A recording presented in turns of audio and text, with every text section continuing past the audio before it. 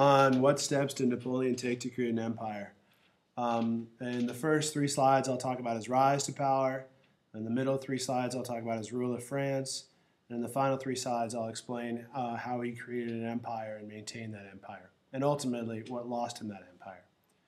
So, the first thing we need to talk about is the hero of the hour.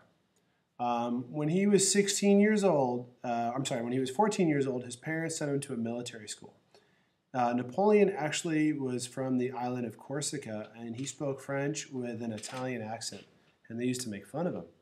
And after a few years in the military school, he joined the army of the new government. And it was the new government, the new French Revolution, that really gave Napoleon his opportunity. Everybody made fun of him in the military school because of his Italian accent, and they knew he would never rise to power because he was not part of the Second Estate. And when the new government rises and abolishes all the estates, Napoleon can rise to power. So, in 1795, the émigrés and the royalists were marching on the National Convention, the NC, and Napoleon was commanded to protect the delegates. And Napoleon was an excellent artilleryman. He was really, really good at using cannons and cannon fire. And his gunners attacked the royalists with cannon fire in the city of Paris, and they killed a lot of people, but he saved the National Convention, and he was known as the hero of the hour. He was then appointed to lead the army against Austria, and he crossed the Alps and he fought the Austrian army in Italy, and he was absolutely dominating. And after that, he went even to Egypt, as far as Egypt, and he was absolutely dominating the military. However, in Egypt, he met his great nemesis, Horatio Nelson, who we'll talk more about later, who defeated him at the Battle of the Nile.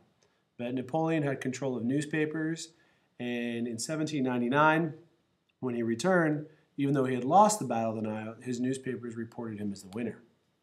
And when he arrives in 1799, due to his newspapers, he's one of the most popular people in France.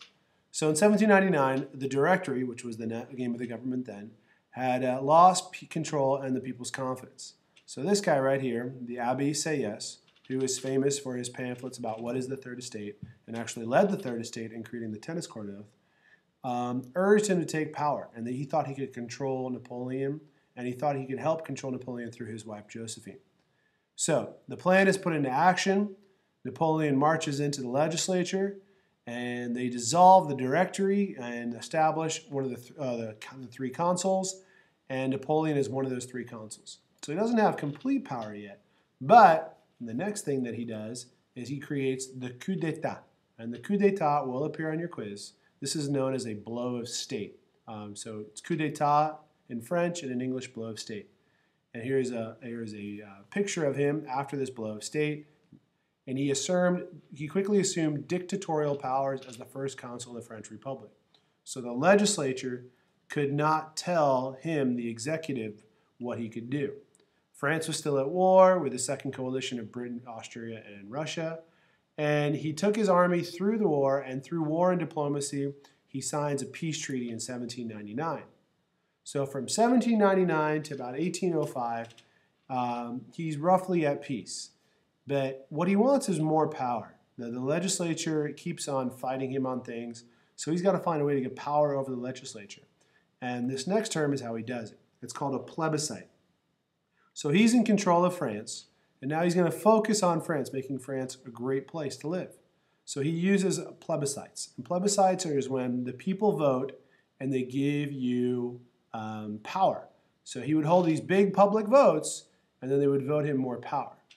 And here's some maps about the plebiscites. And when the abstention rate exceeds 80%, so this is dark, this is where people were not voting. You saw in 1800, it's just the urban areas, and these are the urban areas of France that people are voting. The rural areas didn't vote. In 1802, pretty much all of France is voting. 1804, same thing. But by 1815, the end of his rule, there's a lot of people not voting. And that's kind of a clue to what happens in the future. So the people had always wanted a strong leader because France had been under attack for so long. So they voted, and they ultimately voted to give Napoleon all the power. And they actually vote him to be emperor, which is kind of ironic because that's what they had kicked out originally in 1789. So Napoleon, using the plebiscite and using the powers, he sets up efficient tax collection, which had been the problem. He establishes a solid national bank, and he really makes the economy of France much stronger. And there's still a problem. Remember, one of the major controversies of the French Revolution was what to do about the Catholic Church. They had sold the land of the Catholic Church to pay off their debt, and the people of France had always, especially the rural peasants, had always been really upset about how the Catholic Church had been treated. So Napoleon signs the Concordat. And here's a very famous political cartoon of Napoleon and signing the Concordat and how the Blessed Virgin Mary is blessing what they're doing. Napoleon's very smart about what he does.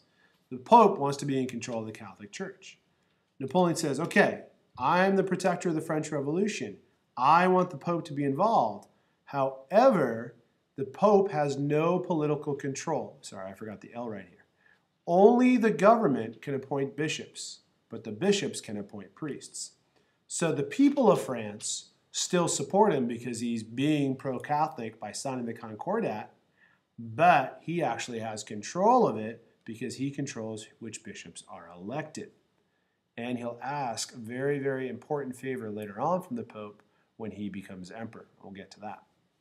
In addition to signing the Concordat, he establishes probably his most important reform is the Napoleonic Code, or his Code Civil des Français, which you see right here. He is a very, very, very efficient guy, and he wants very, very efficient laws. They actually still use some of these laws today. He got rid of corruption, and he provided the government with trained officials through schools known as lycées, which are government-run public schools.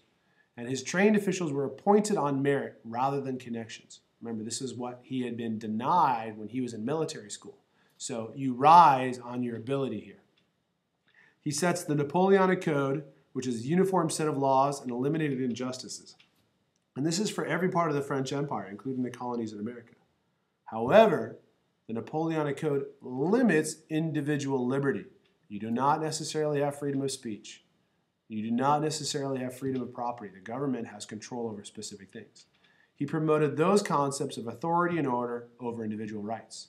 He really, really limits freedom of speech. And you can do this by counting the newspapers. During the French Revolution from 1789 to 1794, there were hundreds of newspapers. By the time Napoleon enacts his civil code, there's only about 5. So he controls what's being said. Now, he finally has enough power to appoint himself emperor. In 1804, he holds yet another plebiscite, and he is crowned emperor. And he crowns it in a unique way. Kings throughout Europe had always been crowned by the Pope. The Pope would walk up to you, and he would actually put the crown on your head. But what Napoleon does is unique. The Pope walks up to him and is going to put the crown on his head, and he surprises everybody because he takes the crown from the Pope's hands and he puts it on his own head. People in Europe are alarmed, especially the other powerful countries like Austria and Prussia.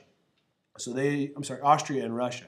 They declare war on Napoleon, and Napoleon, because he's emperor, now engages in one of the biggest battles of all time.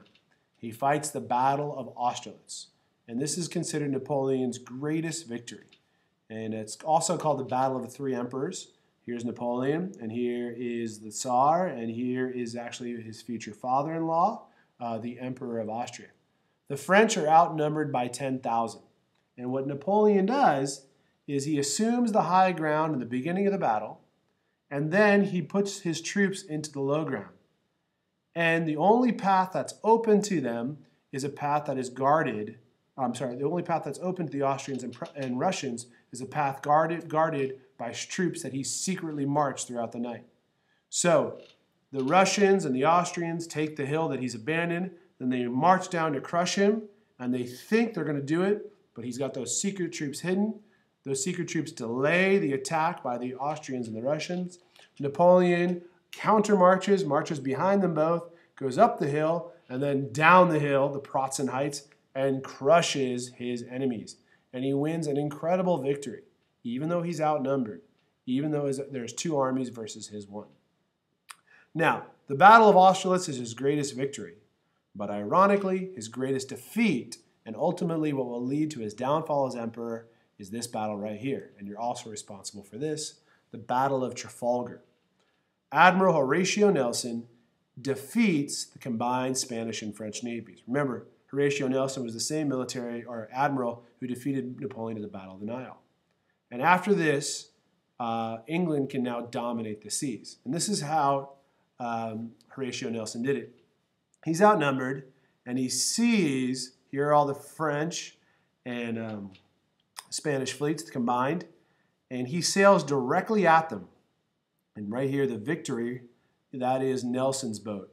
And he splits the boats, he splits the line, right? And then by splitting the line, these boats can't attack him. He's too far away, and he's able to defeat all these boats, and these boats sail back, and it's a huge, huge British victory, because never again will the French or Spanish fleets be strong enough to defeat the British.